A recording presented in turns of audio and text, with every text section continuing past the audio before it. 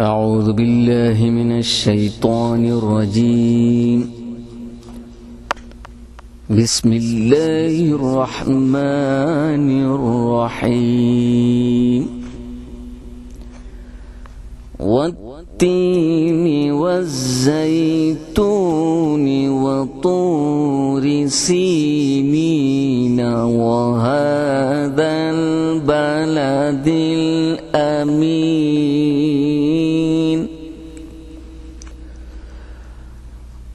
لقد خلقنا الإنسان في أحسن تقويم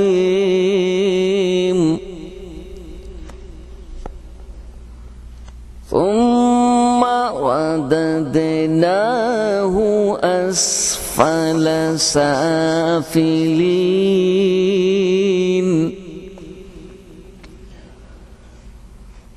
إلا الذين آمنوا وعملوا الصالحات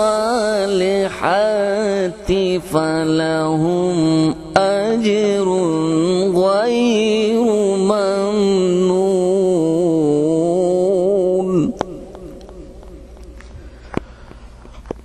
إلا الذين آمنوا وعملوا الصالحات فلهم أجر غير ممنون. فما يكذبك بعد بالدين. أليس الله بأحكم الحاكمين.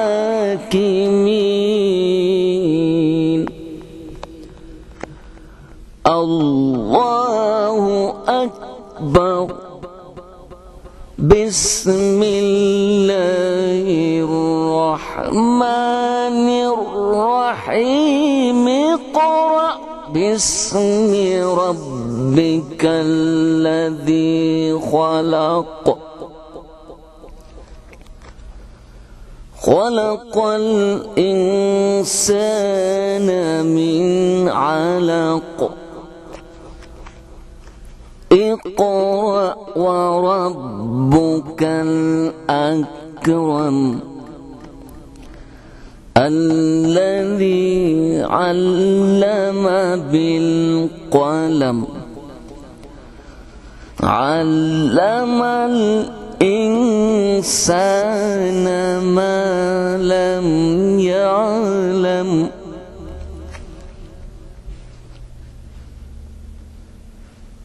كلا إن الإنسان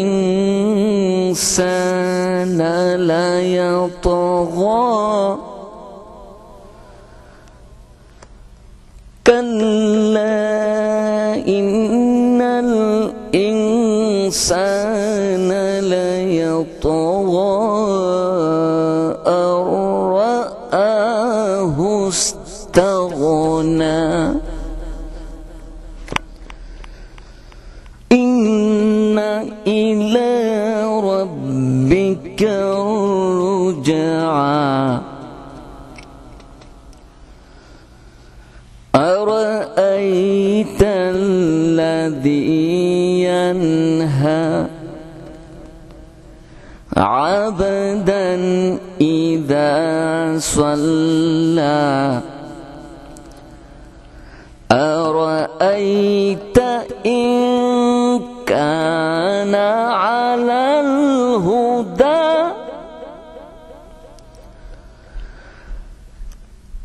أرأيت إن كان على الهدى أو أمر بالتقوى. أرأيت إن كذب وتولى. ألم يعلم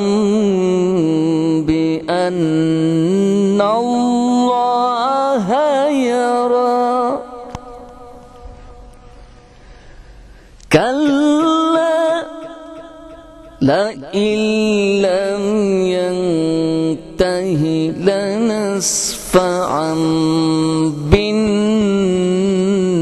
بالناصية ناصية كاذبة خاطئة فليدع ناديه سندع الزبانية كلا لا تطعه واسجد واقترب صدق الله العظيم. السلام عليكم ورحمة الله وبركاته. وعليكم السلام. الحمد لله كفى والسلام على عباده الذين اصطفى. أما بعد فإن أصدق الحديث كتاب الله وخير الهدي هدي محمد صلى الله عليه وسلم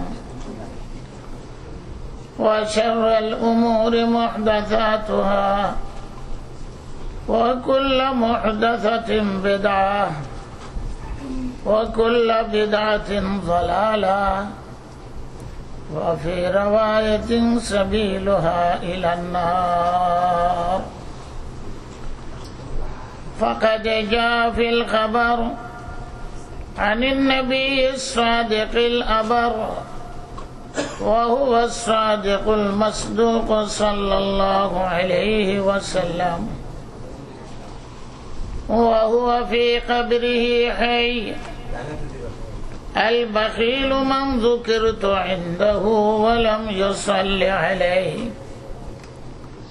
اللهم صل على سيدنا ومولانا محمد وعلى آل سيدنا ومولانا محمد عدد ما تحب وترضى كما تحب وترضى يا كريم. وقال عليه الصلاة والسلام سيأتي على الناس زمان الصابر على دينه كالقابض على الجمر. وقال عليه الصلاة والسلام سيوشك على الناس زمان لا يبقى من الإسلام إلا اسمه ولا يبقى من القرآن إلا رسمه ومساجدهم عامرة وهي خراب عن الهدى وعلماؤهم شر من تحت أديم السماء منهم تخرج الفتنة وإليهم تعود أو كما قال عليه الصلاة والسلام. دوستو بزرگو যে ইমাম আপনাদের মুকররর করা নির্ধারিত বর্তমান সময়ে আল্লামা ফায়েকুদ্দিন সাহেব, এর আগেও ছিলেন মাওলানা আসলমউদ্দিন, সারা বৎসর আপনাদেরকে দ্বীনের কথা ওয়াজ নসিহত তাফসীর শোনান।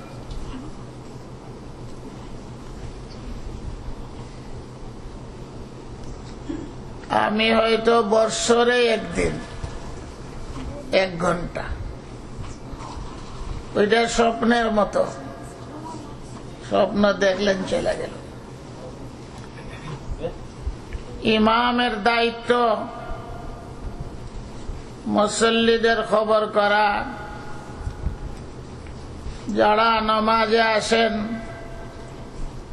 তাদেরকে দ্বীনের দিকে আহ্বান করা, এটার নাম ওই খেতাবত। এবং বিশ্ব মানুষকে দাওয়াত দেওয়া। আল্লাহর রাসূল ছিলেন খতিব, বক্তা, বিশ্ব মানুষকে দাওয়াত দিয়েছেন। ইমাম যখন খুতবা দেন শুক্রবারে, বিশ্ব মানবকে সামনে রেখে খুতবা দেন, ইয়া আইয়ুহান নাস, অর্থ বিশ্ব মানব। সারা বছরই তারা দায়িত্ব পালন করছে। আল্লাহ তাআলা আগের মতো মাওলানা আসলমউদ্দিন এখন নাই, মাওলানা ফায়েকুদ্দিন আপনাদের ইমাম। আমাদের আশা প্রত্যাশা আল্লাহর দ্বীনের দিকে আহ্বান করবেন, দ্বীনের খেদমত করবেন এই দেশে। 90 সাল থেকে আমি আমেরিকা আসি, হিসাব করে দেখেন কতবার, এখন 2012 চলে যাচ্ছে। এছাড়াও আবার 6 বার 6 রমজানের জন্য আসি, এটার সাথে জয়েন হবে। সারা রমজান একবার ওজন পার্ক, একবার নিউ জার্সি। সেই সময় আমার শক্তিও ছিল, যাই হোক মনের মধ্যে জজবাও ছিল। এখন জজবা আছে, শক্তি নেই। জজবাই আমাকে বাংলাদেশ থেকে আমেরিকা পর্যন্ত নিয়ে আসে, একা একা সফর। গত বছর এখান থেকে যাওয়ার পরেই আমার কন্টিনিউ একটার পর আরেকটা শরীরে ডিস্টার্ব। একজন বিশেষজ্ঞ ডাক্তারের অধীনেই বাংলাদেশে আমার সময় যায়। এরপরেও সফরে বাইরে হয়ে গেলাম, তো কিসমত, বহুত প্রোগ্রাম ছিল, সব ক্যান্সেল হয়ে গেছে। এখানে আসার পরে এটাকে অ্যাক্সিডেন্ট বলা যায় না, নিজেও পড়ছি না, কেউ ধাক্কাও দিছে না, গাড়িও মারছে না, তো কেমনে জানি আমার পায়ে আঘাত লাগলো, আমার হাঁটুটা চলে গেল, লটকে গেল। এই জন্য এতদিন পর্যন্ত এখানে পড়িয়া রয়েছি, নিউ ইয়র্কের মাটিতে বন্দির মতো জীবন যাপন, লড়তে পারি না, চড়তে পারি না। এখনো হসপিটালের অধীনে আছি, ব্যান্ডেজ আছে। তারপরেও মনে করলাম আপনাদের সাথে দেখাটা করি, একটু মনের পরিবর্তন হবে। আজ আব্দুর রশিদ শাহ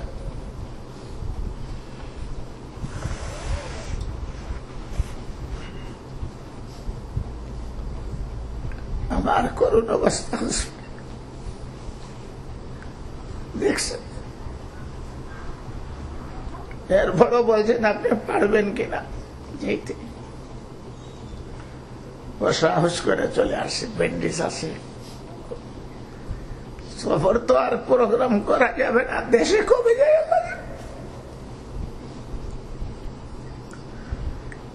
এখানে বারবার আসার কারণে আপনাদের সাথে মহব্বত আছে, আপনারাও দোয়া করেন। শুধুমাত্র দোয়া নিবার জন্য আসে, দোয়া তো আগাই বানা করছেনি, আরো আশা করি করবেন। এরকম লম্বা সবার খুব কম, আমার আমেরিকা এত দূরের সফর। প্রথম যখন আসছি মসজিদ ছিল না, এইগুলা ছিল না, মদিনা মসজিদে উঠছিলাম। প্রোগ্রাম হবে, ওয়াজ নসিহত হবে, কোথায় থাকলে তো পরিবেশ।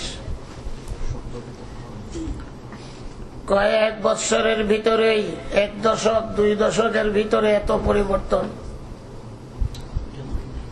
এই জন্য আমরা সবাই আল্লাহর শুকরিয়া আদায় করি। অনেক মুসল্লি, অনেক মসজিদ, যেটা বাস্তব সত্য। এগুলো মসজিদ ছিল না, আলেম ওলামাও সেই সময় আসতেন না, পরে শুরু হয়েছে আওয়া। যারা আসছিলেন আপনাদের পরিচিত বুজুর্গানে দিন অনেকে দুনিয়াতেই নেই। সিলেটের অনেক বুজুর্গান আসছেন, ঢাকার থেকে অনেকে নাই, শুনলেই উনবেন যে নেই, দুনিয়াতে নেই। তো একমাত্র দোয়ার প্রত্যাশা আপনাদের থেকে। লম্বা লম্বা ওয়াজ বক্তৃতা শুনছেন, আরো শুনবেন, আমাদের আশা। আমি তো ঘর থেকে বাইর হই দুই কারণে। এক কারণ হইল কিছু দিনে দাওয়াত যখন অচল হয়ে যাব, মরিয়া যাইব, তো দিনের আওয়াজ তো আর পৌঁছাইতে পারবো না কবর থেকে। আমেরিকা পর্যন্ত আল্লাহ তাআলা দিনের আওয়াজ পৌঁছাইছে। আওয়াজও আল্লাহর, হায়াতও আল্লাহর, বডিও আল্লাহর। কাজে যদি কিছু লাগে, কেউ সম্পদ লাগে, কেউ বডি লাগে, কেউ আওয়াজ লাগে, এটাও আল্লাহ তাআলার দান। কেউ গলার কণ্ঠ গুনার দিকে দাওয়াত দেয়, কেউ বডি মানুষকে অন্যায় জুলুমের দিকে দাওয়াত দেয়। আমরা যতটুকু পারি যদি নিয়ত সহি থাকে, কিছু আল্লাহর দ্বীনের কাজে লাগলো, বডি, সময়, হায়াত। এই নিয়ত তো দেশের মধ্যেও বাহিরেও, এক নিয়ত করে ঘর থেকে বাইর হইলাম, এটাকে আমরা ধারণা ফি সাবিলিল্লাহ, এটাও আল্লাহর রাস্তায়। তবলিগওয়ালারাও সারা দুনিয়া ঘুরায় দ্বীনের দাওয়াত দেয়, আমরাও সময় সময় দেশেও, দেশের বাহিরেও। আর দুই নম্বর কারণ থাকে বন্ধু বান্ধব সারা দেশে, মুলুক, আরব, আজম, London, Canada, America, Dubai, Kuwait, বিভিন্ন দেশে আছেন, তাদের সাথে দেখা সাক্ষাৎ হইল। সবে যাই এত আর আমার সঙ্গে দেখা করতে পারবে না। বহুত মায়ার মানুষ দুনিয়ার কোনায় কোনায় ছড়াই আছে। আর এখন তো কত দিক থেকে যে দাওয়াত আসে, অপারগতা প্রকাশ করি, আমার আর সময় রয়েছে না। এগুলো তো পুরান বিষয় চলে, ইটালি যাও, জার্মান যাও, মালয়েশিয়া যাও, কত যাব, আর সময় নাই ভাই। শরীর তো মানে না, ঘোরা তো চলে না। এক হইল দ্বীনের দাওয়াত, দুই নম্বর হইল দুস্ত আহবাবের সঙ্গে সাক্ষাৎ। সবে যাই, এখানে যে পয়রা রয়েছে তাও তো সবে সাক্ষাৎ করতে পারে নাই, হুজুর মাপ চায়, মনে মনে অপেক্ষা করি, দেখি না কেন। আজকে অনেকেরই দেখা করলাম, আওনে দেখা হইল। সব আপনারা যাইতে পারবেন না, দারুণ বলো আপনার কাছে। বাংলাদেশ যাইবেন, এখানেই তো যাইতে পারেন না, সুযোগ নেই, 1 মাইল 2 মাইল দূর। আবার কেউ দেশে যাইয়া আল্লাহর নেক বান্দা মহব্বতে হবিগঞ্জ পর্যন্ত যাইয়া পৌঁছে। মানুষের মধ্যে মহব্বতের টানে বাংলাদেশ যাইয়াও দেখেন, এখানেই আছেন যে হবিগঞ্জ পর্যন্ত দেখা করার জন্য সিলেট থেকে গেছেন। এটা হল মহব্বতের তাকাজা। দুইজনের মধ্যে যদি মায়া মহব্বত থাকে, একমাত্র দ্বীনের স্বার্থে, আল্লাহর ওয়াস্তে, মানে কোনো ভেজাল নাই, দুনিয়ার কোনো মতলব ছাড়া। দুনিয়ার কোনো মতলব থাকলে এটা হলো দোকানদারি মহব্বত, আর দুনিয়ার কোনো মতলব ছাড়া এটা হলো ইমানদারি মহব্বত। ওই দুইজনকে আল্লাহ আরশের ছায়ার তলে জায়গা দিবেন। এটা আল্লাহ তাআলার নবীর কথা, আল্লাহর ওয়াদা। এবং দুজন যখন সাক্ষাৎ করে হাত লাগায়, তো দুইজনকে আল্লাহ মাফ করে দেন। একজন যদি আরেকজনের সাক্ষাৎ করার জন্য যেতটুকু জমিন অতিক্রম করবে, এতটুকুই বেহেশতের দিকে অগ্রসর হবে। এই নিয়তে আগের জমানায় আল্লাহর ওলিরা লম্বা লম্বা সফর করতেন আরেকজনের সাথে দেখা করার জন্য, বিনা স্বার্থে, ইমানদারি মহব্বত। আর একটা হইল দোকানদারি মহব্বত। দোকানদার বসে আছে লাভের জন্য, হুজুর মুজুর কিচ্ছু বুঝে না, মুয়াজ্জিন ইমাম কিচ্ছু বুঝে না, তার হইলো ফায়দা নফা, মালের রেট আছে, মায়া মহব্বত আছে, দোকানদারি, এটাই মতলব ব্যবসা। ইন্টারকন্টিনেন্ট হোটেলে যান, দেখবেন আপনার খেদমতের জন্য কতজন, অভাব নেই। জুতা ফালিশ করে দিব, শার্টে ধরবো। ঢাকা যদি যান সোনারগাঁও হোটেলে, দেখবেন আপনার ব্যাগ লইয়া টানাটানি, জুতা লইয়া টানাটানি। কত এক রাত দুই রাত রইলেন, বাইরে হইবার সময় আপনি যদি গাড়িতে উঠতে যান, তারে $5, 5 টাকা, 10 টাকা, 20 টাকা, 100 টাকা না দেন,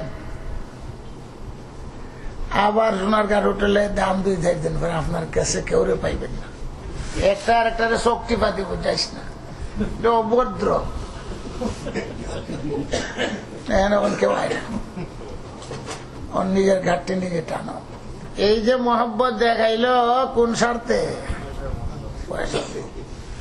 খুব মহব্বত করে নিজের ছেলে, ও এত খেদমত করে না, ওয়াইফেও খেদমত করে না, পয়সা।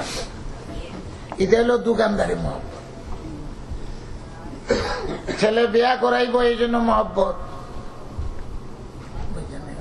এ আমারে সাপোর্ট দিব এই জন্য মহব্বত। এটা দুনিয়াদারি মহব্বত, দোকানদারি। একমাত্র পিওর মহব্বত যদি হয়, দুজনকে আল্লাহ মাফ করবে আর সে সার তুলে জানা দিবে, কোন ভেজাল নাই, দুনিয়ার কোন স্বার্থ মাঝখানে। 3 নম্বর হইল আমাদের সফর। আমার বিশেষ করে আমি যে সফর করি, এতগুলা সফর আমার জিন্দগিতে, কানাডা, লন্ডন, আমেরিকা, সারা সৌদি আরব, মিডল ইস্ট, হিন্দুস্তান, পাকিস্তান, অর্ধেক দুনিয়া। 3 নম্বর মাদ্রাসা আছে। মাদ্রাসা আমার অঞ্চলের লোকও যদি হয়, মাদ্রাসার একবারে নিকটবর্তী, আমারে না দেখলে তার মহব্বত ভুলিয়া যায়। আইলেই হুজুর, আহা ওয়াদা করছিলাম, কতদিন হয়ে গেছে, এখন টাকা দেয়। একবারে পার্শ্ববর্তী মাদ্রাসার লোকেরাও না দেখলে ওই মহব্বতটা জাগরণ হয় না, আসে মহব্বত ঠিক হয়। এই মহব্বত ওলা বয়ে রয়েছে মাঝখানে, দেখলেই মহব্বত তেজ হয়, তাজা হয়। আছে মহব্বত, মাদ্রাসার খাতির আছে, কিন্তু না দেখলে হয় না। নিজের বেলায় আপনারা চিন্তা করুন। এই জন্য মাদ্রাসা টিকাইয়া রাখা দিনের খাতিরে। কেউ এমনি সফর করে, যা আমদানি হয় তার পকেটে যায়,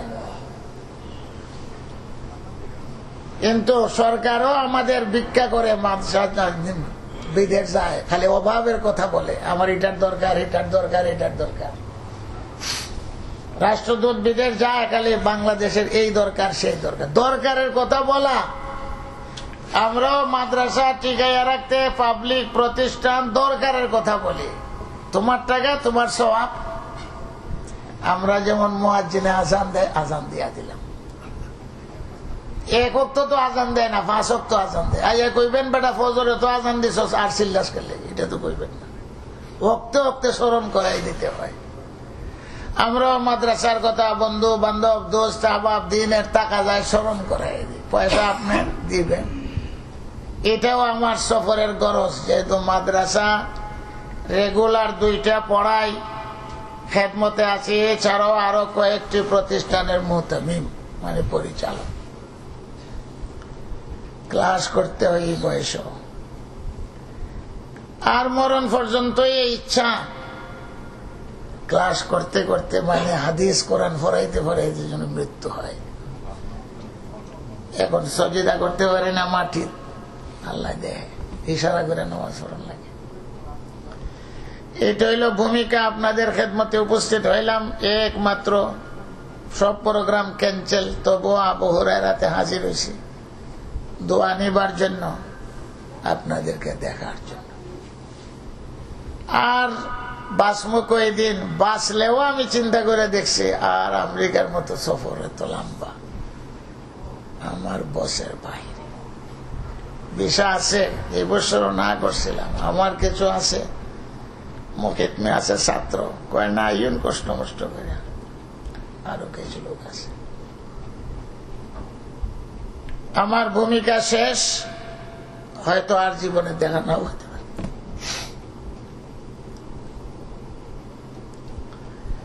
এখন কয়েকটি কথা বলি অল্প সময়। এখানে আমরা যারা উপস্থিত, আমাদের পরিচয় হলো আমরা মুসলমান। ইসলাম আমাদের ধর্ম। ইসলাম অর্থই দিন, দিন অর্থ ইসলাম। ইন্নাদ-দীন ইনদাল্লাহ ইসলাম।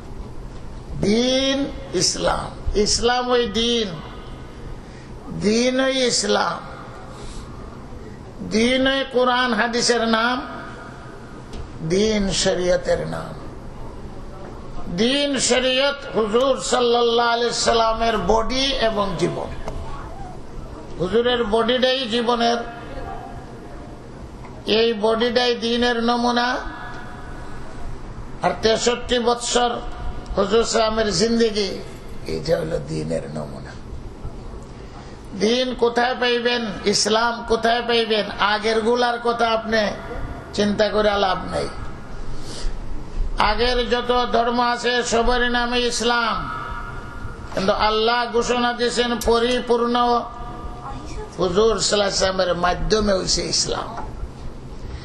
ইসলাম সবার কাছেই ছিল, একমাত্র দিন হইল ইসলাম, ঘোষণা দিয়ে দিয়েছেন, কিন্তু আনকমপ্লিট ছিল। এটা কমপ্লিট হয়েছে আমাদের সময় আইসা। কার মাধ্যমে? মুহাম্মদুর রাসূলুল্লাহর মাধ্যমে। কমপ্লিট হওয়ার পরে আর কোন পরিবর্তন আসে না। বিল্ডিং পরিবর্তন হবে, কমপ্লিট, আর পরিবর্তন নাই। এই আয়াত আপনারা পড়েন, আলিয়াউমা আকমালতু লাকুম দীনাকুম। বিদায় হজে শুক্রবার দিন আরফার নিচে এই আয়াত অবতীর্ণ হয়েছে। যাই নবী, কমপ্লিট করে দিলাম সব। এটা আনকমপ্লিট আসলে এতদিন। কেজি এখানে বাড়ানো কমানো, পরিবর্তনের আর সম্ভাবনা নাই। এইটাই থাকবে কিয়ামত পর্যন্ত। আগে আসমানি কিতাব পরিবর্তন হয়েছে, কোরআন শরীফের একটা জের জবরও পরিবর্তন হওয়ার সম্ভাবনাই নাই। ইয়াকিনও রাখবেন, সম্ভাবনাও নাই, এই কথাও ইয়াদ রাখবেন। যে ওই আসব পরিবর্তন করতে হেও খতম হয়ে যাবে, কিন্তু কোরআন জায়গায় ঠিক থাকবে। আজ পর্যন্ত এত বছর চলে গেছে, কত চেষ্টা করা হয়েছে, বাতিল শক্তি পরিবর্তন করতে পারে। কেউ যদি আল্লাহর পক্ষে না যায়, কোরআনের পক্ষে না যায়, আল্লাহ নিজেই আছেন এই কোরআনের হেফাজতের জন্য।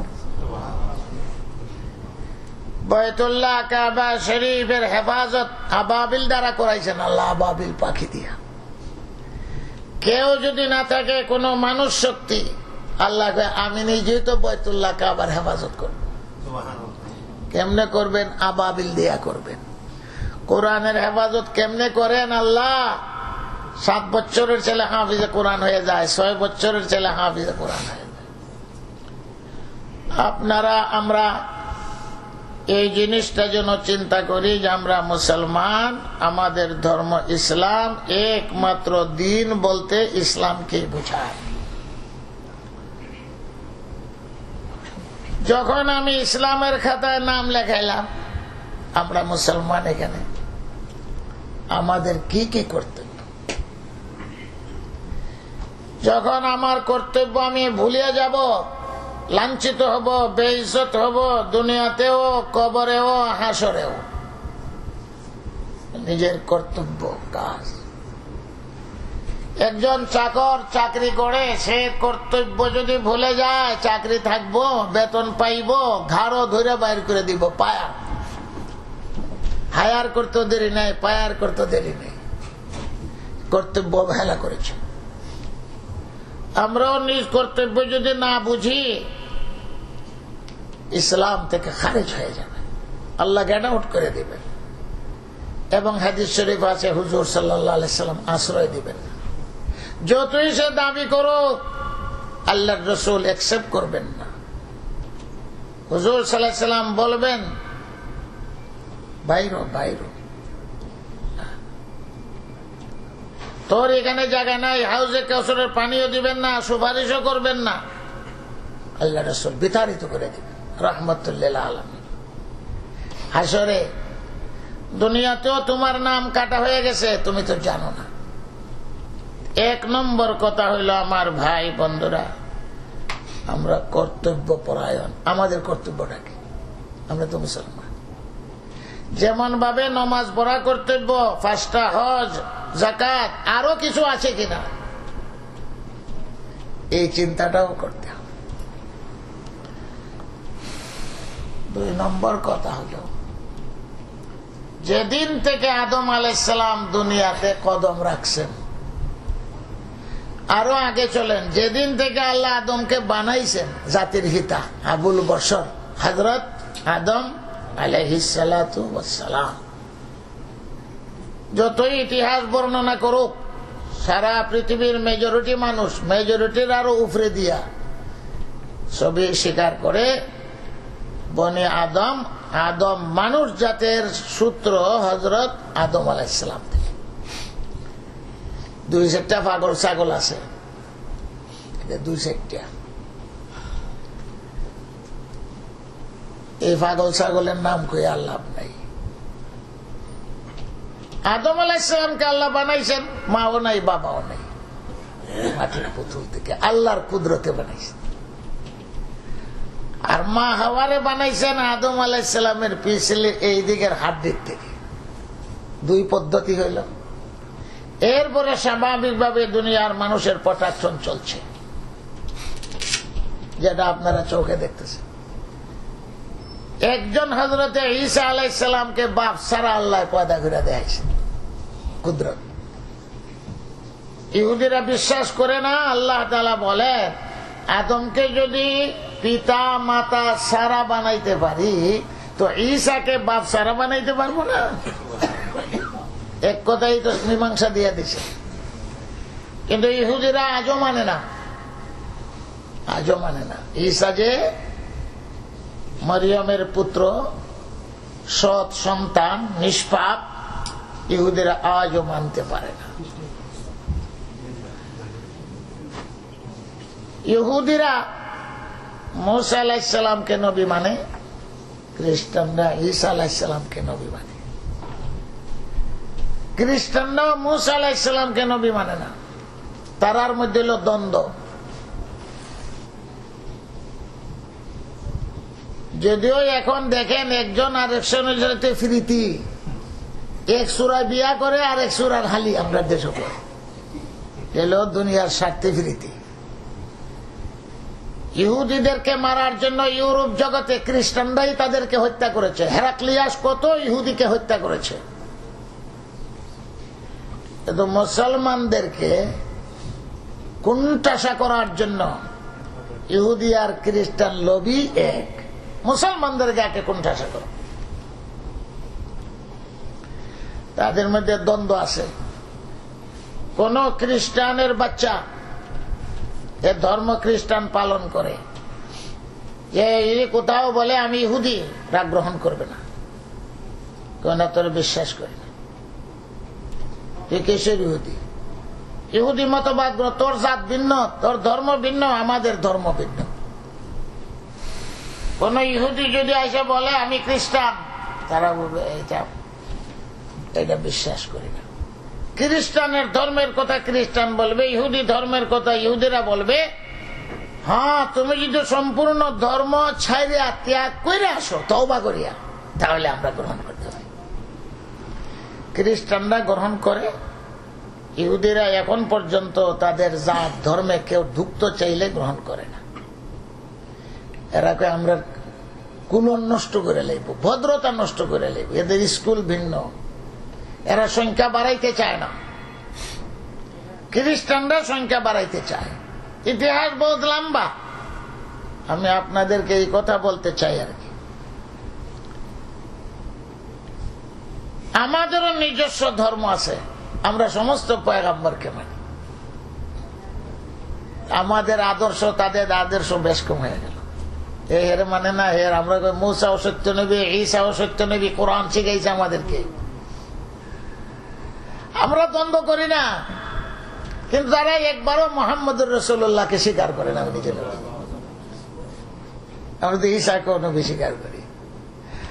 আমাদের ইসলাম কোরআনে শিখাইছে এই কথা, সবের মেয়াদ শেষ, আখেরি মেয়াদে মোহাম্মদুর রাসূল আখেরি।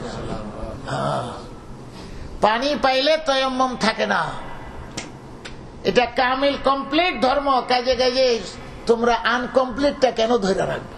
এই দাওয়াত কোরআনে দিয়ে দিছে, আমরা এটা কমপ্লিট। এই কথা কোরআনে শিক্ষা দিছে না যে তোমরা দিন রাত কালে ইহুদি আর খ্রিস্টানদের বিরুদ্ধে লাগিয়া থাকো। আল্লাহ রসুলকে আল্লাহ তাআলা বলছেন তোমার কাজ তুমি করো। তুমি যদি ফরওয়ার্ড হইতে পারো, ধর্ম ইসলামকে যদি জগতের সামনে পেশ করতে পারো, তো তুমি জয়ী হইবে, আল্লাহ তাআলা কইয়া দিছে। তো হুজুরের লড়াই শুরু হইল প্রথম নিজের বংশের সাথে, মুশরিক ইহুদি আর খ্রিস্টান তো পড়ে। আজকের জগতে যেরকম ইউরোপিয়ান প্রভাব, সভ্যতার প্রভাব, সেই সময়ে পরাশক্তি দুইটা ছিল, ফারস্য শক্তি আর রোম শক্তি, ইটালিয়ান শক্তি। তারা নিজেরা লড়াই করত। মক্কার মুশরিকরা কি করে এটা চিন্তা করার সময় নাই তাদের। দিবারাত্র লড়াই, বাইতুল মুকদ্দাস নিয়ে লড়াই।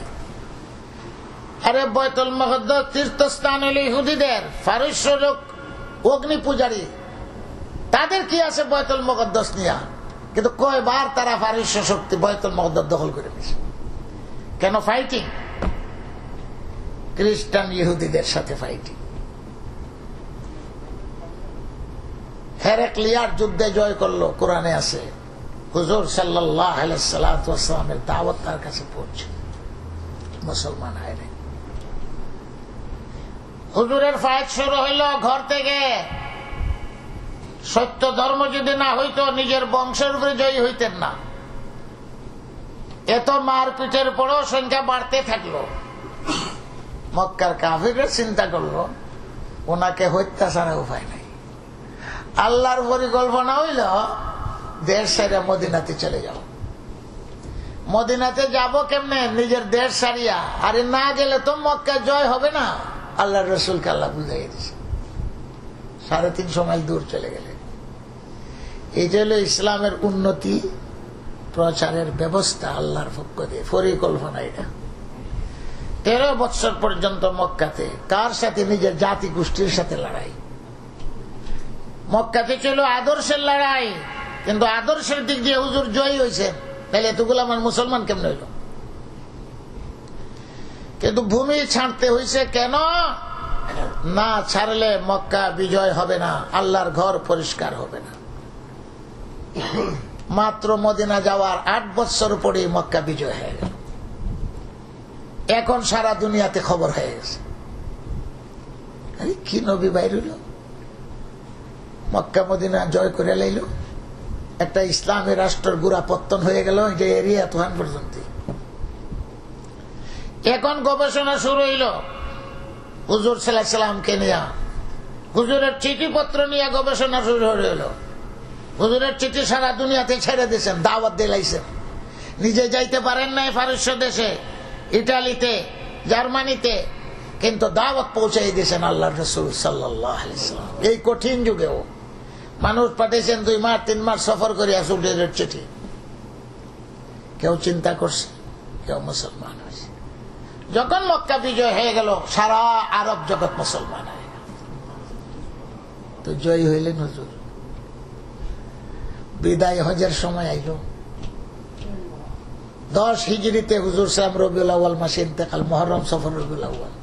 তো 9 হিজরির শেষ হজের মাস, হজ্জাতুল বাদা। আল্লাহ ঘোষণা দিয়ে দিয়েছেন আর তোমার দুনিয়াতে থাকার প্রয়োজন নেই, আমার কাছে চলে আসো। এটা হুজুর টের পাইছে। যেদিন ঘোষণা দিয়েছেন পরিপূর্ণ হয়ে গেছে দিন। এইটাই তো ইঙ্গিত যে উদ্দেশ্যে তোমাকে দুনিয়াতে পাঠাইলাম, ইসলামকে পরিপূর্ণ করার জন্য, আমার মকসদ পুরা হয়ে গেছে। এবার তুমি আমার কাছে আইবানি নাই তা না। আল্লাহর রাসূল নিজেই ভাষণ দিয়েছেন। আল্লাহর বন্দারা আল্লাহ এখতিয়ার দিয়েছে, থাকতো না যাইতো। আল্লাহর বান্দায় আখিরাতকে পছন্দ করে নিয়েছে। কেউ বুঝে নাই এইটার অর্থ। আর আবু বকর সিদ্দিক কাঁদতেছে। আবু বকর সিদ্দিক বুঝে নিয়েছে যে হুজুর আর দুনিয়াতে থাকবেন না। অনেকে এই বুড়া কান্দে গেলে কিতা বুঝলো, কানবার তো কোনো কথা না। হযরত আবু বকর সিদ্দিক সেই দিন বলে দিয়েছেন, খাইয়ারানি রব্বি, বুঝছো কোন কথা? আল্লাহ রসুল আর দুনিয়াতে থাকবেন না, সিগন্যাল পাইয়া গেছেন। এখন চিন্তা করেন 23 বছরের জিন্দেগানি হুজুর সাহেব, আল্লাহর রসুল বলেন তো এই দিনের কি হবে, আমি গেলে কি হবে? আল্লাহ কোরআনে আগেই কইয়া দিছে, ওমা মুহাম্মাদুন ইল্লা রাসূল قد خلت من قبله الرسل أفإن مات أو قتل انقلبتم على أعقابكم ومن ينقلب على عقبيه فلن يضر الله شيئا। কোরআনে আল্লাহ আগে কইছে চিরজীবন থাকবে না। হুজুর সাহেব তো তৈয়ার হয়ে গেছে, কিন্তু একটাই হুজুরের অন্তরে, এত জিহাদ করলাম 23 বছরের দিনে কি হবে, আমার পরে কি হবে? মকসদ তো শুধু মক্কা মদিনার ইসলাম না, ইসলাম তো সারা পৃথিবীতে যাবে। এই ঘোষণাও একদিন আল্লাহ রসুল জীবিত থাকতেই দিছে, মা মিন বাইতিন ওয়ালা ওয়াবারিন ওয়ালা মাদারিন, কোন পাক্কা ঘর হোক কাচ্চা ঘর হোক, দুনিয়ার কোন দেশ জায়গা বাকি থাকবে না যেখানে কলিমার দাওয়াত পৌঁছবে না। ঘোষণা তো এই সময় দিয়ে দিছে। আমেরিকা দেখেন নাই, এখানে আবু হুরায়রা মসজিদ হবে। রাশিয়া যেয়ে দেখেন নাই, আজকে দেখেন দুনিয়ার কোন জায়গা বাকি নাই যেখানে মুসলমান। আপনি যান দুনিয়ার যে কোনো জায়গায়, একটু ট্রৌর করে আছেন যে মনে হয় এখানে কিচ্ছু পাওয়া যায়, কয়েকদিন থাকলেই দেখবেন মুসলমান বেরিয়ে গেছে, মসজিদ বেরিয়ে গেছে। যেখানে পরিচয় নেই, যাই দেখেন যারা টুরিস্ট, তারা জুম্মা পড়ার জন্য ব্যবস্থা আছে। এটা নবীর ভবিষ্যৎবাণী, কিন্তু নবীর অন্তরে আমার পরে কি হবে? আপনিও যখন মরবার টাইম আসে চিন্তা মাথার উপরে, কিন্তু চিন্তাটা আমার সম্পত্তি কি,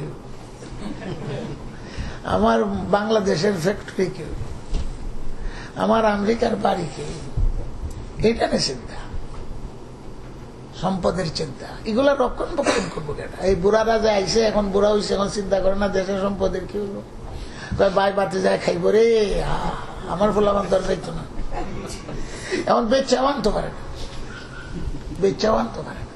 হুজুর কি ঠেকা ঠেকলাম, আগে যদি জানতাম না, বিল্ডিং করতাম না, জমিন রাখতাম না, ক্ষেত রাখতাম, এখন বেচতেও পারে না।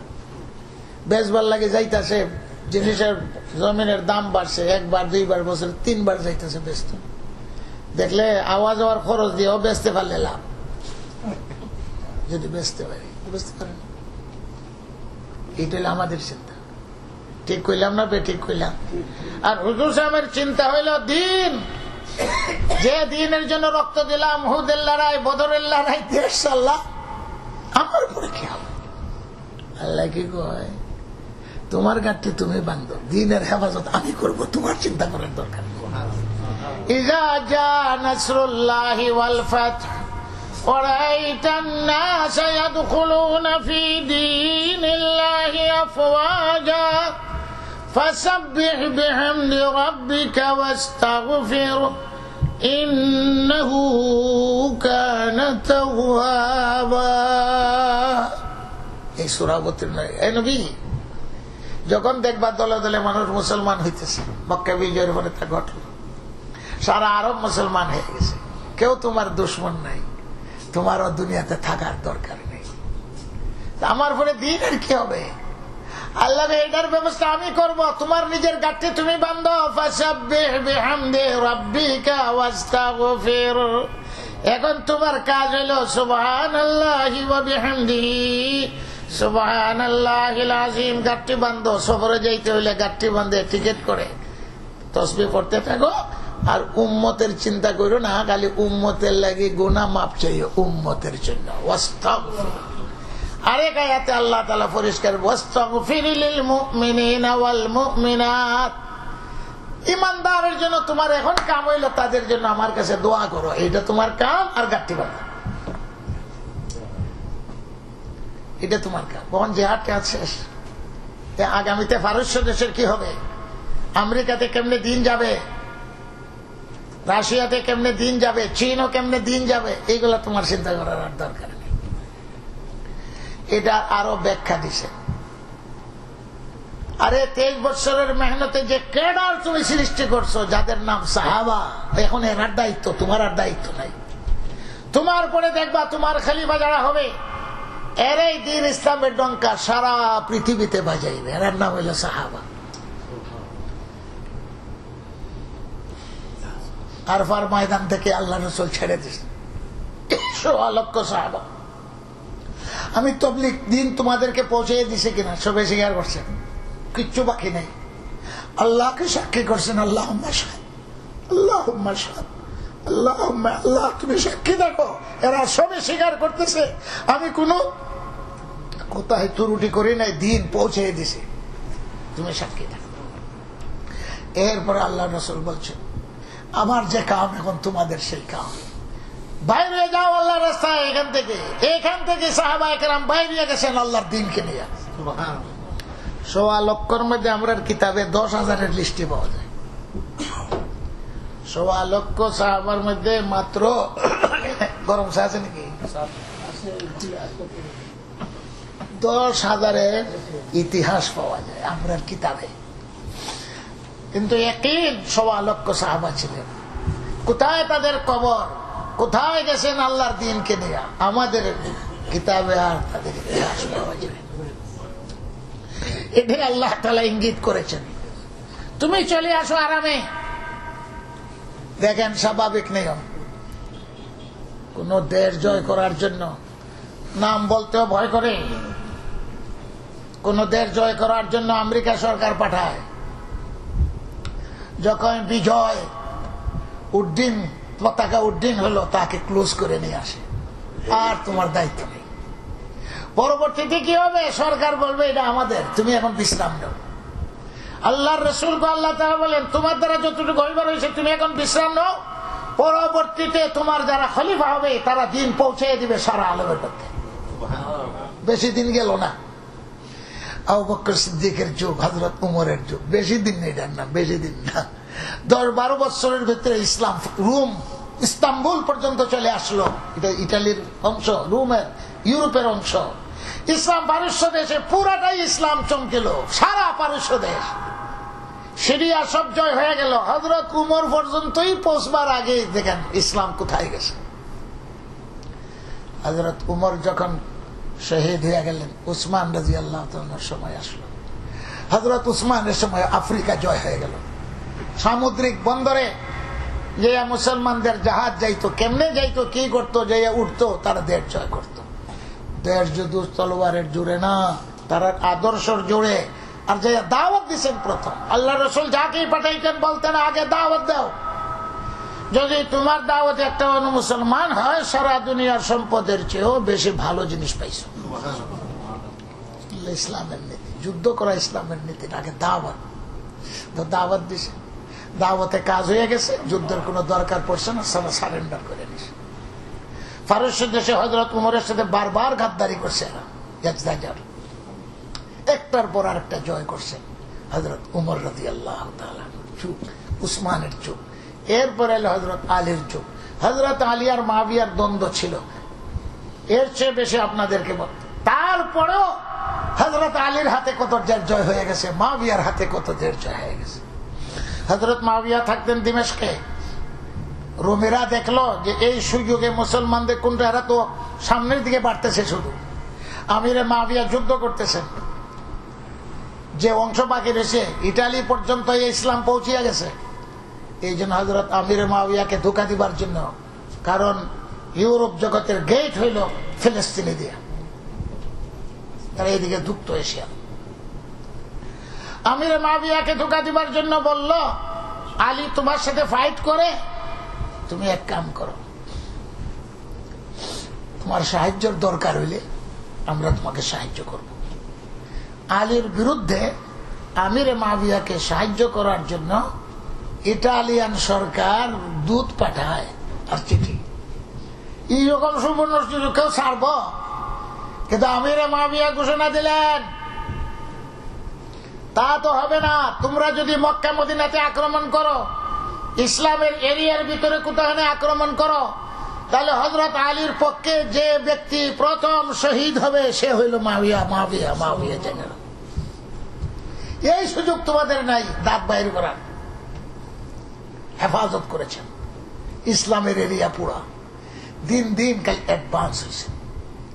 কথা লম্বা, আমার মতলব হইল আমরা মুসলমান, আমাদের কর্তব্য কিছু আমল আছে, আর ইসলামের ইতিহাস স্মরণ করা। দ্বন্দ্ব ছাড়া ইসলাম দুনিয়াতে প্রচার হয় নাই, দ্বন্দ্ব ছাড়া ইসলাম বাকি থাকে নাই। এত সোজা না। আদম আলাইহিস সালাম থেকে হক বাতিলের দ্বন্দ্ব শুরু হয়েছে, প্রত্যেক পয়গম্বরের যুগে দ্বন্দ্ব। এই দ্বন্দ্ব আর সংঘাতেই ইসলামের তাকত, পয়গম্বরের তাকত। মুসা আলাইহিস সালামের ফেরাউনের সাথে, ইব্রাহিম আলাইহিস সালামের নমরুদের সাথে, হুদ পয়গম্বরের কার সাথে, লূত পয়গম্বরের কার। একজন পয়গম্বরের স্বস্তির লক্ষর উপরে পয়গম্বর শহীদ হয়েছেন আল্লাহর দ্বীনের জন্য। এত সোজা এই ইসলাম আর দ্বীনের জন্য। বিজ্ঞানে কয় কথা,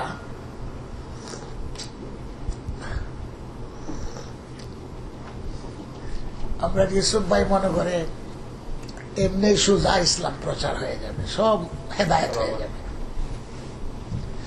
আল্লাহর রাসূলকে আল্লাহ বুঝাইছেন দ্বন্দ্ব ছাড়া কিছু হবে না, এটার নাম সংঘাত। আদম আলাইহিস সালামকে সৃষ্টি করার পরে ইবলিস, কিন্তু ইবলিস আগে সৃষ্টি করছেন আল্লাহ, এরপর আদম সৃষ্টি করছেন। আদমকে সতর্ক করে দিয়েছেন তোমার দুশ্মন আছে। আজকে হলে আমরা দুশ্মন দেয়। আদম একজন, তার সবচেয়ে বড় দুশ্মন আল্লাহ সতর্ক করছেন কিনা, যেগুলা দুশ্মন আছে তোমার চিন্তা রাখো। যেদিন দুশ্মনকে ভুল করবা চিনতে, ওই দিনই তুমি পড়বা অসুবিধার মধ্যে। এত সতর্ক থাকার পরেও ইবলিসের শক্তি এমন এজেন্ডা নিয়ে আদম হাওয়ার সামনে উপস্থিত হয়েছে, আল্লাহ নিষেধটা পর্যন্ত তারা ভুলে গেছে। আপনিও আমেরিকা হওয়ার পরে, আপনি যে পাক্কা মুসলমান, বাপ মুসলমান, দাদা মুসলমান, সৈয়দ, পাঠান, বাঙালি, পাকিস্তানি, এখানে আইরা পরে ভুলবে না। আদম আলাইহিস সালাম তো ভুলে গেছে। সংঘাত শুরু হয়েছে কিনা ইবলিসের সাথে বলেন? সব বাদ দেন, ইবলিসের শক্তি মরে গেছে না এখনো আছে? অ্যাটম বোম বানান দেখি ইবলিসের নিয়ে মারণ যায়? কোন শক্তি নেই ইবলিসকে মারার। রাশিয়া আমেরিকা মেরে ফেলাম ইবলিসকে, আমরা যা সান্দা লাগিয়ে দিব তাদেরকে, পারবে? ইবলিস আল্লাহ থেকে চাইয়ে নিয়েছে, হে একটা তার আছে, সৈন্য সামন্ত আছে। রব্বি আনজিরনি ইলা ইয়াউমি ইউবআসুন,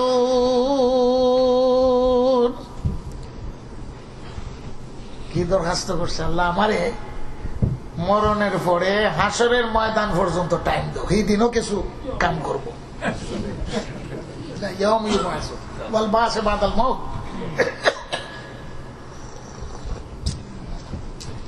আল্লাহ কয় ফুরাটা মঞ্জুর করলাম না, ফুরাটা করলাম না, সব বোনাস দুনিয়াতেও দিবে, আর আসরের দিনও যদি মাইল লাগে বিচার আচার চলবো কেমনে?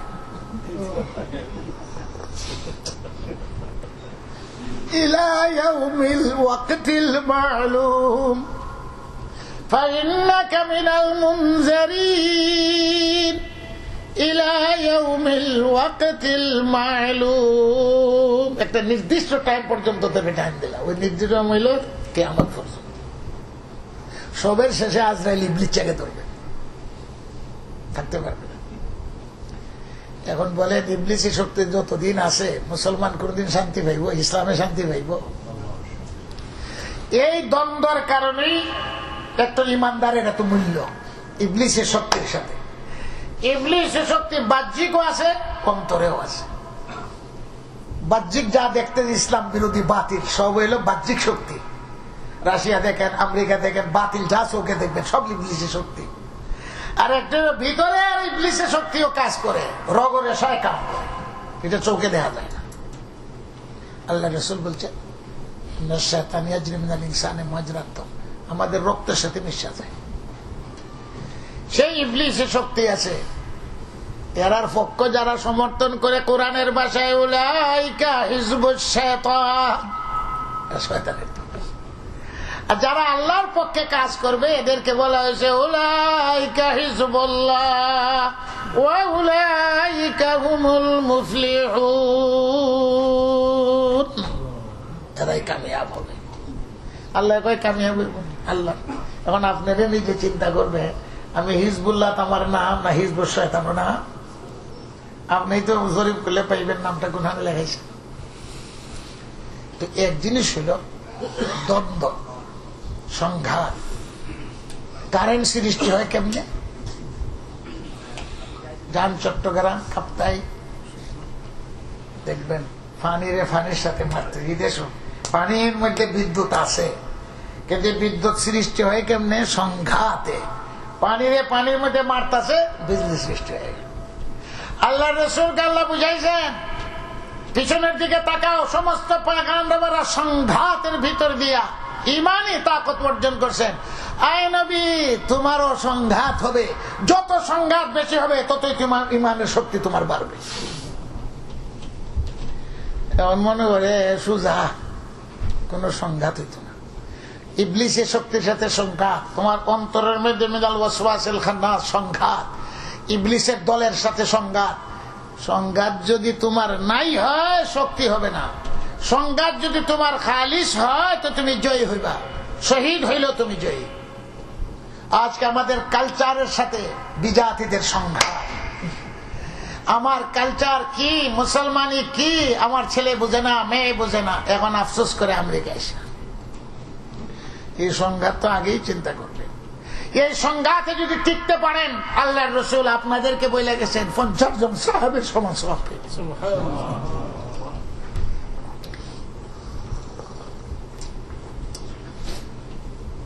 আমি তো অনেকদিন যাবৎ কথা কই না, আসার পরেই তো অ্যাক্সিডেন্ট করলাম।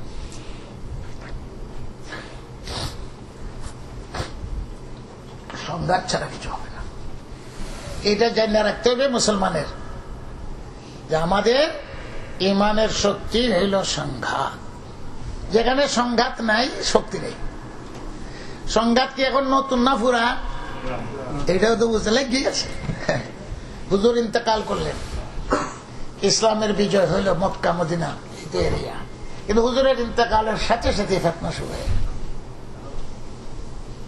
নবী দুনিয়াতে নাই, কি ফিতনা শুনবে আজকাল? কি ফিতনা? আবু বকর খলিফা, মক্কা মদিনাতে ইসলাম জয়ী, আল্লাহর ঘর আবাদ, সাহাবাদের যুগ, ফিতনা শুরু হয়ে গেল। একদল মুসলমানে কয় নবী নাই, তার ইসলাম কি? আবার ফিরে চলে গেছে আগের ধর্ম। আর এক দলে কয় নতুন নবী একজন তালাশ করো। তো মুসাইলামাতুল কাযযাবের 40,000 বাহিনী এর লোকে যোগদান দিবে বনু হানিফা। আর এক দলে কয় সুবিধা পাইলে দেখেন ফিতনা সবাই করে, বাংলাদেশে ওরকম ফিতনার খুব সুবিধা, যে যা বলেছে তাই করে। সুযোগের সন্ধান আমরা দেশে কয় সুযোগ অবহেলা করিয়া সুযোগ চাইল না।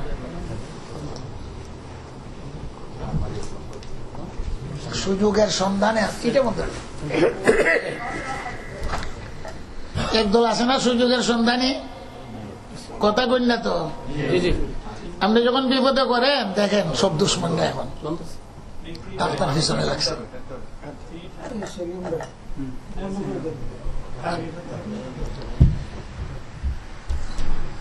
সুযোগের সন্ধান একদল থাকে, এখন আরেক দল সরকার দিব না, এই তো লাগছে। সময়টা কোন সময়? আবু বকর সিদ্দিক খলিফা, মুসলমান জগৎ, এটা রোম পারস্য দেশ না, ইসলামী জগৎ। কিন্তু এইদিকে ফিতনা, এইদিকে ফিতনা, এইদিকে ফিতনা। খলিফা হলেন আবু বকর সিদ্দিক। বুঝতে পারছেন? এটারে কয় ফিতনা, রিদ্দত, মুরতাদ। মুরতাদ হইতে আরম্ভ হয়ে গেল মানুষ। কি করবেন? হাক্কা বাক্কা সব মক্কাতে আরম্ভ হয়ে গেছে, চতুর্দিকে আরম্ভ হয়ে গেছে। নবী নাই, ইসলাম নাই। আরেকজন কয় নবী নাই, আরেকজন নবী তালাশ করো। আরেকজন সুযোগের সন্ধান কয় যাকাত দিব না। আরে বাবা, এখন কোনটা ধরবেন আর কোনটা থামাইবেন? উমরও জিন্দা আছেন, আলীও জিন্দা আছেন, আবু বকরও জিন্দা আছেন। ফিতনা শুরু হয়ে যেত। বাংলাদেশে মুসলমান 90% উপরে মুসলমান, 16 কোটি যদি 15 কোটি মুসলমানের দেশ। কিন্তু আপনি এখানে বসে বসে অনুমান করতে পারতেছেন দেশে যে কত ফিতনা, যে যা মনে করে তা। পাকিস্তানে ফিতনা, মুসলমান দেশে সব ফিতনা, সুযোগের সন্ধানে। আবু বকর খলিফা, ইসলামী জগৎ, নবী মাত্র ইন্তেকাল করছেন, যে দেশটা এত কষ্ট করে আবাদ হইল, এই মানুষ মরতে দেওয়া যায়, ধর্ম ছেড়ে দিতে, নবী তালাশ কর। কই আসমান আর কই জমিন, কিরকম অবস্থাটা, কত বম্ব হয়ে গেছেন সাহাবায়ে কেরাম। আবু বকর সিদ্দিক মদিনার মসজিদে সাহাবায়ে কেরামকে ডাকছেন। এতজন হইব বা বেশি হইতে পারে, কম হইতে পারে, সাহাবারা তো বিভিন্ন দেশে। আবু বকর সিদ্দিক একটা হুঙ্কার চাললেন, এই নরম মানুষ, আয়াম কুসুদ্দিন ওয়া নাহি, আল্লাহর দ্বীনের ক্ষতি হবে আর আবু বকর জিন্দা থাকবে, হতে পারে না। আমার রাষ্ট্রের দরকার নাই, আল্লাহর দ্বীনের দরকার। আমি মরব, টুকরা টুকরা হয়ে যাব, কিন্তু আল্লাহর দ্বীনের ক্ষতি হইতে আমি দিব না। একটা হুঙ্কার ছেড়ে দিছে সাহাবাদের সামনে। আর বাম দিকে চাইয়া উমরকে বলেন, আজব্বারুন ফিল জাহিলিয়া ওয়া খাব্বানুন ফিল ইসলাম, অন্ধকার যুগে যখন কাফির আসলে তুমি, তখন তো বড় বাহাদুর ছিলে, আর নবী মাত্র ইন্তেকাল করছেন, এখন কি ছাগলের মতো বুঝ দিলে দেখাও, মানে কমজোরি দেখাও, ব্যাপার কি? হযরত উমর ধমক খাইয়া আবু বকর সিদ্দিককে একবারে পুরা অন্তরের কোন অস্পষ্ট সব দিয়া দিয়েছেন, বা এখন আবু বকরের সাথী হয়ে গেছে। আবু বকর সিদ্দিক পরামর্শ করলেন, 10 জন করে গ্রুপ বানান, এত বড় সৈন্যর দরকার নেই। এই 10 জন অস্ত্র সহ তৈয়ার হইয়া যাবে, যেখানেই মানুষ মুরতাদ হয় ধর্ম ছাড়িয়া দেয়, দাওয়াত দিবা। যদি দাওয়াত কবুল না করে ফিরিয়া কলিমা পড়ো, আবার যদি না পড়ে এই 10 জনের তলোয়ার তোমাদের হাতে দিয়ে দিলাম, যাও। মাত্র 10 জনের গ্রুপ বানাইয়া সোহেল, যে নবীর সবচেয়ে বড় দুশ্মন ছিল মক্কাতে, উনি তো মুসলমান হইল, আবু জন্দলের বাপ। সোহেল শুনছে এই খবর যে আবু বকর সিদ্দিক 10 জন করে গ্রুপ দিচ্ছেন, আর অর্ডার দিচ্ছেন, তলোয়ার হাতে নেও, মানুষকে ইসলামের দাওয়াত দাও। পয়লা দাওয়াত, যদি ফিরিয়ে আবার মুসলমান না হয় মাথা উড়াই দাও। একা সোহেল, একটা মানুষ মাত্র সারা মক্কাকে ঠান্ডা করে ফেলেছে, খলিফার অর্ডার। 2-2.5 বছর পর্যন্ত সময় গেছে আবু বকর সিদ্দিকের খালি ফিতনা বন্ধ করতে। এদিকে একটা এদিকে দেখছেন খলিফার দায়িত্ব, নবী চলে গেছেন, আল্লাহ তাআলা ইশারা দিয়েছেন, আবু বকর সিদ্দিকের কত বড় দরজা, বেহেশতের দরওয়াজাই খোলা হবে না, কেউ যাইতে পারবে না আবু বকর সিদ্দিক আগে না যাওয়া পর্যন্ত। সিদ্দিক রাদিয়াল্লাহু তাআলা এইভাবে ফিতনার মোকাবিলা করছে। ফিতনার রূপ কি একরকম নাকি? বিভিন্ন রূপ আছে। মুসলমানরা এই কথা জানিয়ে রাখতে হবে, কোন ইহুদি খ্রিস্টান পরিচয় দিতে পারে না, কোন খ্রিস্টান ইহুদি পরিচয় দিতে পারে না, কোন মুসলমান পরিচয় দিতে পারে না। কিন্তু মুসলমান এমন ব্যাকল কয় আশহাদু আন্না মুহাম্মাদুর রাসূলুল্লাহ। আরে আশহাদু আন্না মুহাম্মাদুর রাসূলুল্লাহ মুখে কয়, আর অন্তরে হইল গোলাম আহমদ কাদিয়ানী রাসূলুল্লাহ। এটা তো মুসলমান বুঝে না। এরাও এখান থেকে হুম কয়, মুসলমানরা কত বড় বেকুব, বড় দল বাইর করে দিছে ইসলাম থেকে বাইর করছে না, ইসলামও ঢুকতে নিষেধ করে।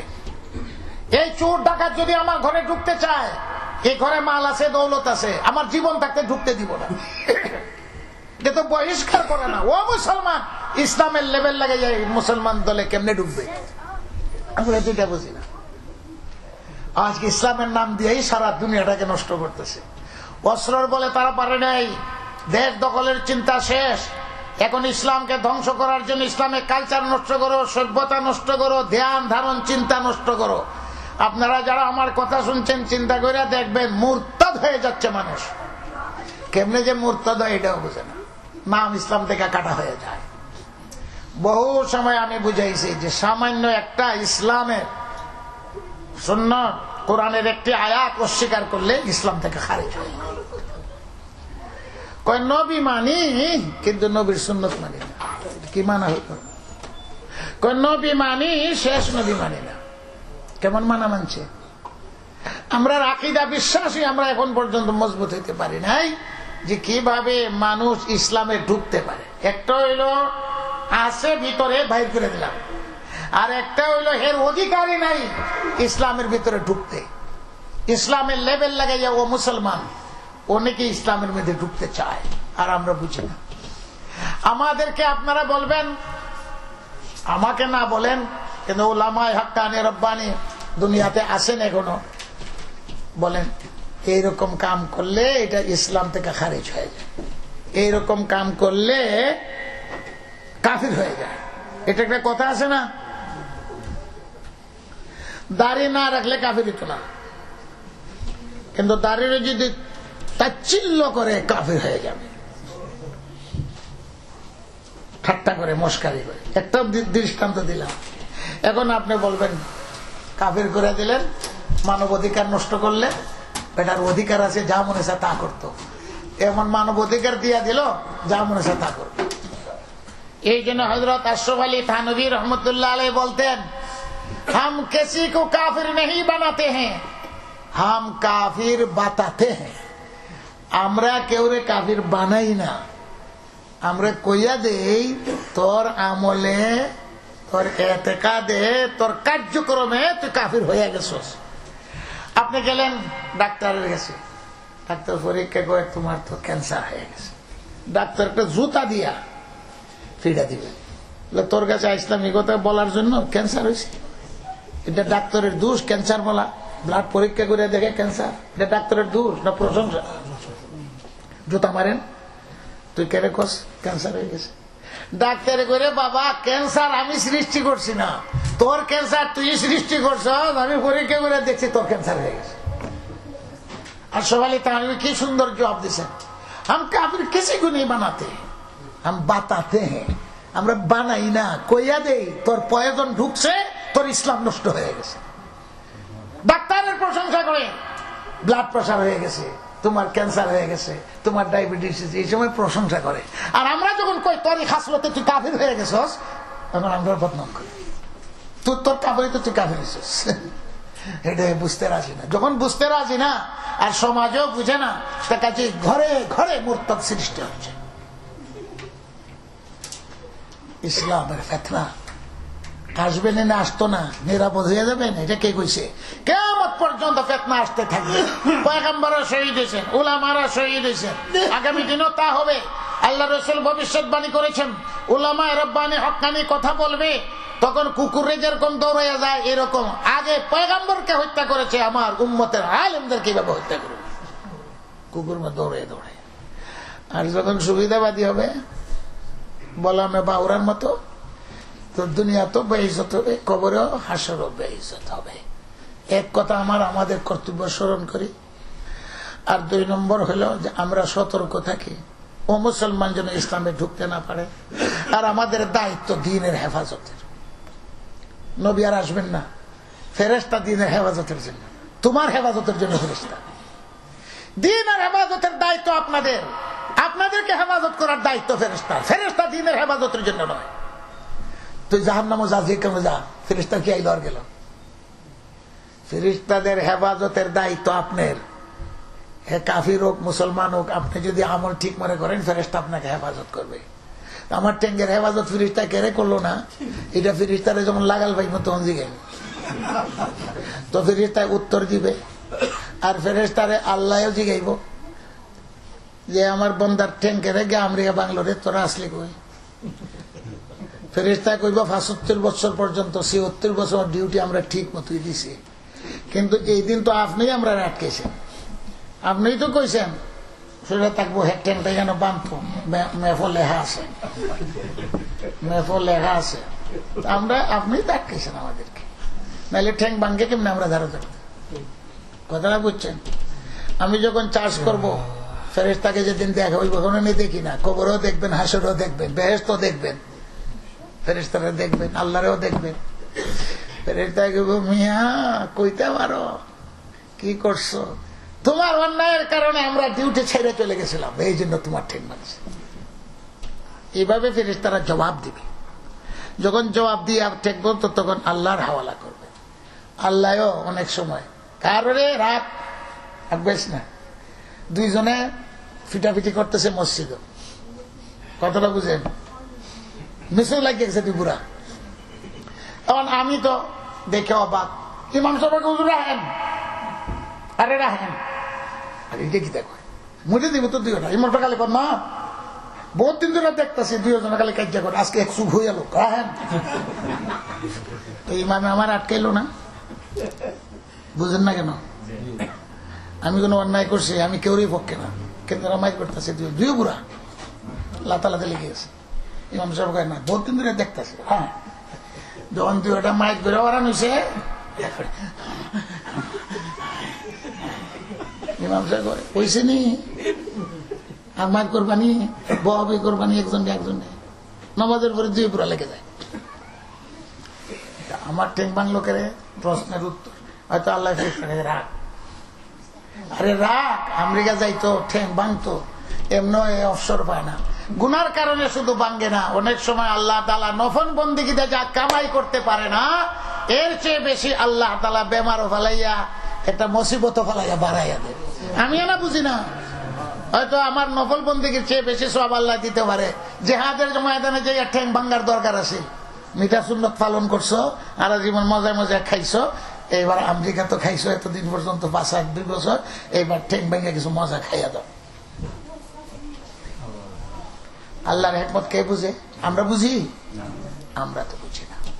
তো আমার কথা হলো একবারে সংক্ষেপ, দ্বীনের হেফাজতের দায়িত্ব কার? ফেরেশতার।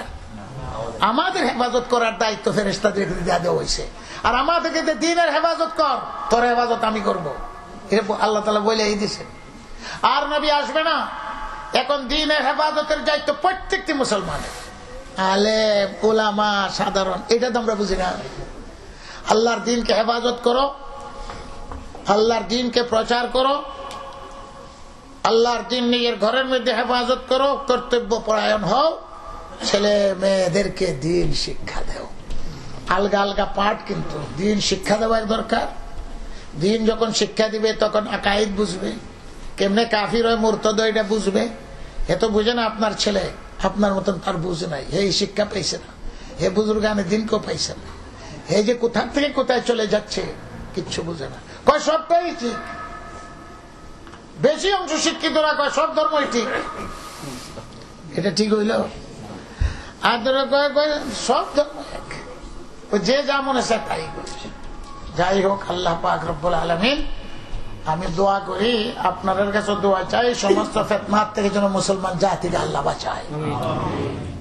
বেদাতের ফিতনা, কুফরের ফিতনা, সরকারি ফিতনা, বাতিলের ফিতনা, বাতিল বলতে যা বুঝায় মুরতাদ হওয়ার ফিতনা, ইসলামের লেবেল লাগাইয়া যারা ইসলামকে ধ্বংস করতে চায়, এদের ফিতনার থেকে যেন আল্লাহ আমাকে আপনাকে সবাইকে বাঁচায়।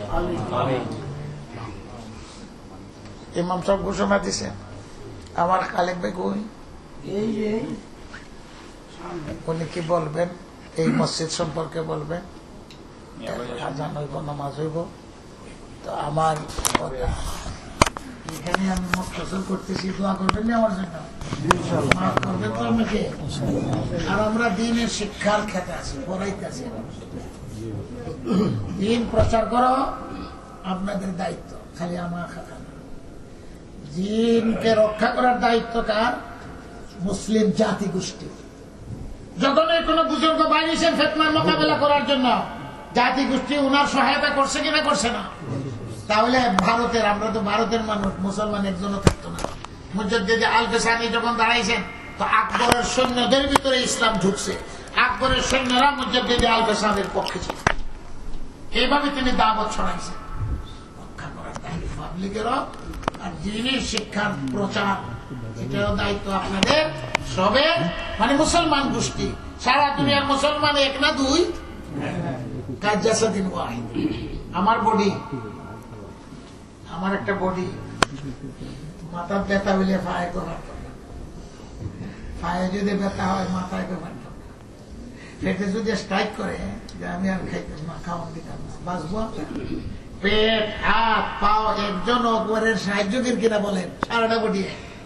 আল্লাহ রাসূল বলেন সারা দুনিয়ার মুসলমান একটা বডির মতো। সে বাংলাদেশ থাকুক, আর আমেরিকা থাকুক, লন্ডন থাকুক, আরবে থাকুক, রাশিয়া থাকুক, সারা দুনিয়ার মুসলমান একটা বডির মতো। যেদিন মুসলমানদের এই অনুভূতি আসবে ততদিন মুসলমান জয়ী হবে। আর যেদিন এই অনুভূতি নষ্ট হয়ে যাবে, যার জানবাস বেহেশতের মধ্যে গেলে এক বডির মতো হয়ে যাবে স্বাভাবিক। হিংসা বিদ্বেষ কিছু থাকবে না। মাফ করবে, ভুল ত্রুটি হয়তো অনেকের সাথে হইতে পারে, আর বাঁচলে দেখা হইতেও পারে, কিন্তু আমার শরীরে কয় আর বাবা আমেরিকার আউস করিস না। আর আমার আলিম ভাই কি বলবেন, আমার আগে ইশারা দিয়েছে, আল্লাহ তাআলা ওনাকে তৌফিক দেও, আমার জন্য দোয়া করবে। প্রোগ্রাম সব ক্যান্সেল, আজকে শুধু নিউ জার্সি মহিবুর মেয়ের বিয়া যাইতে হবে, ল্যাংরাইয়া দারুসালাম একটা প্রোগ্রাম রবিবারে। আমি প্রোগ্রাম রাখিও না, নাও করছি, পড়াশোনা কষ্ট। সাল্লাল্লাহু আলাইহি ওয়া সাল্লাম।